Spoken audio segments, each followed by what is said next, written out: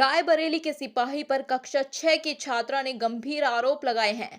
छात्र ने बताया, पंकज अंकल मेरे घर में रहते थे, मुझे पढ़ाया करते थे। पढ़ाते पढ़ाते वो मोबाइल पर मुझे गंदी गंदी फिल्म दिखाकर बैड टच किया करते थे। पुलिस अधीक्षक कार्यालय पर अपनी मां के साथ आई कक्षा 6 में पढ़ने वाली एक नाबालिग लड़की ने यह आरोप लगाए हैं। महाराजगंज थाना क्षेत्र में कार्यरत पंकज सिपाही पर यह आरोप लगा है। पुलिस अधीक्षक अभिषेक कुमार अग्रवाल को लिखित शिकायत देकर सिपाही पर कार्यवाही की मांग करने के बाद पीड़ित बच्चे की मां ने मीडिया के समक्ष अपनी व्यथा बताई। महाराजगंज क्षेत्र की रहने वाली महिला ने बताया कि पंकज सिपाही उनके यहाँ रहता था। इस बीच वह उसकी बच्ची को पढ़ाया भी करता था। पढ़ाई के बहाने वह उसकी बच्ची को मोबाइल पर अश्लील फिल्म दिखाने लगा। फिर वह उसकी बच्ची को गलत तरीके से छूने लगा। पीड़ित बच्ची की मां ने कहा कि यह सिलसिला 1 साल से चल रहा था। उसे इस बात का तब पता चला जब एक दिन सिपाही पंकज उसके घर आया तो इसकी बेटी डर के मारे छुप गई।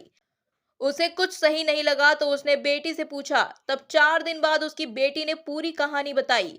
यह भी कहा कि यदि यह बात किसी को पता लगी तो पापा और भैया को वह सिपाही मार देगा। इसकी शिकायत लेकर जब महिला अपने बेटे के साथ महाराजगंज थाने गई तो वहां पर मौजूद पंकज सिपाही ने उनके बेटे की पिटाई कर डाली। फिलहाल महिला ने लिखित शिकायत एसपी को दी है। पुलिस इस मामले में क्या करती है देखना होगा। बेटा किस क्लास में पढ़ती हो, क्या हुआ?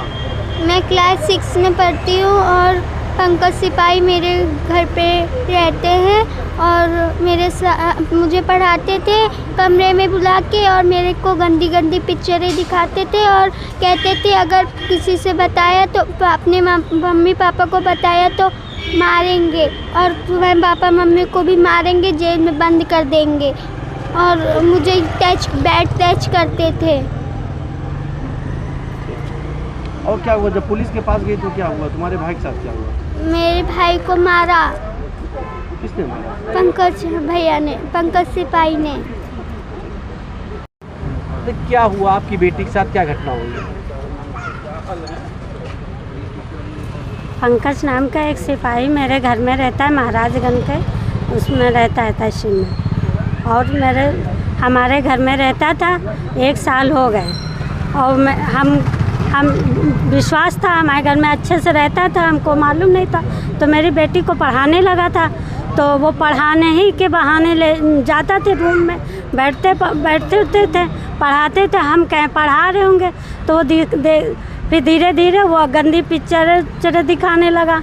इसके साथ हाथ रखने लगा, धीरे में सब करने लगा इसके साथ। ये बता नहीं रही थी। तो एक दिन मेरे घर पंकज आए, यही हफ्ता भर बाद जब पंकज जी आए तो ये देख के छुप गई, बेड के नीचे छुप गई। तो हमको कुछ शक हुआ कि ये देख के पंकज को क्यों छुप गई। जब ये पंकज को छुप गई देख के तो हम इसको देखा कि वो जीने से चले गए थे मेरे पंकज जी। तो फिर नीचे आए, वो चले गए। फिर तो हम इसको निकाल के मुझसे पूछे, जांचे कि क्या है, तो बता नहीं रही थी। फिर 2 दिन बाद 4 दिन पहले इसने हमको बताया कि मम्मी हमारे साथ पंकज ये करते थे, ऐसी बात है। तो हमने कहा कि ठीक है, हम नहीं बताएंगे। ये हमसे प्रॉमिस भी किया कि मम्मी बताना, मेरे पापा को भैया को मार डालेंगे और कुछ नहीं करेंगे। थाने गए थे तो वहाँ हमारी सुनवाई नहीं हुई और हमारे लड़के को खुद ही मारा। किसने मारा? पंकज ने।